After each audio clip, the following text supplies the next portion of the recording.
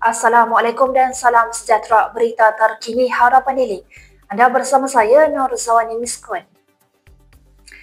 Menteri Komunikasi Fahmi Fadzil mencabar bekas Menteri Wilayah Persekutuan sewaktu Kerajaan Perikatan Nasional Tan Sri Anwar Musa untuk berdepan dan bersemuka dengan penduduk Kampung Sungai Baru jika beliau berani. Fahmi berkata tidak perlulah untuk Anwar berkempen mempertahankan karikatur menyindir kerajaan kerana isu pengambilalihan tanah secara paksa ini bermula dari PN sendiri. Saya rasa Anwar kena jawab banyak benda. Tak payah kempen PRK turun ke Kampung Sungai Baru.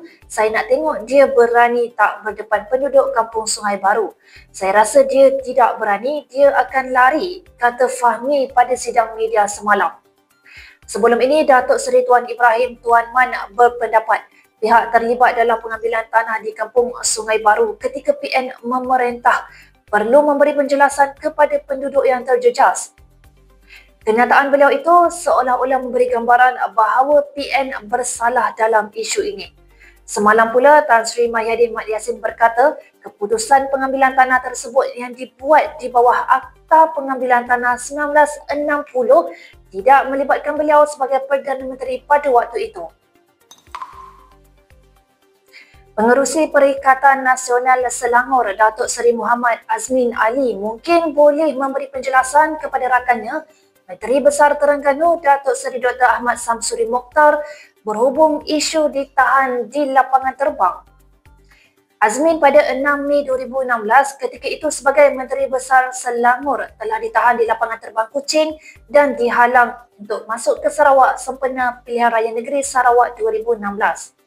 Pemerhati politik Adrian Lim Chee Eun berkata, mana-mana ahli politik perlu akur dengan tindakan Kerajaan Sarawak memandangkan itu kuasa mutlak Premier Menteri Sarawak.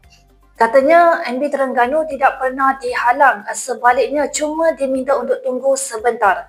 Maka tidak timbul isu disekat atau dihalang masuk ke Sabah. Terdahulu, Ahmad Samsuri mendakwa dirinya dilabel dan ditanda sebagai individu di bawah status pengawasan pihak berkuasa sejak pertengahan tahun lalu. Susulan itu, Menteri Dalam Negeri Datuk Seri Saifuddin Nasution Ismail dalam reaksinya menegaskan bahawa tiada keperluan untuk mengintip pergerakan wakil rakyat PAS berkenaan yang sentiasa didampingi anggota polis. Baiklah, perkembangan yang terakhir dan sedikit mengenai Idun Air Kuning. Amanah Perak menggesa pihak berkuasa agama negeri itu untuk menjalankan siasatan terhadap calon Perikatan Nasional Abdul Muhaimin Malik yang didakwa memiliki tauliah mengajar di negeri itu dan juga dakwaan bahawa berlaku penipuan untuk mendapatkan tauliah mengajar. Pengerusinya Dato' Asmuni Awi berkata sebarang cubaan menipu dalam permohonan tauliah bukan sahaja mencemarkan nama baik institusi agama, malah merupakan satu penghinaan terhadap institusi diraja serta boleh dianggap derhaka kepada titah Sultan Perak sebagai ketua agama Islam di negeri itu. Menurutnya, peraturan semasa telah jelas menyatakan bahawa individu yang memegang jawatan dalam parti politik atau bertanding dalam pilihan raya tidak layak diberikan tauliah mengajar.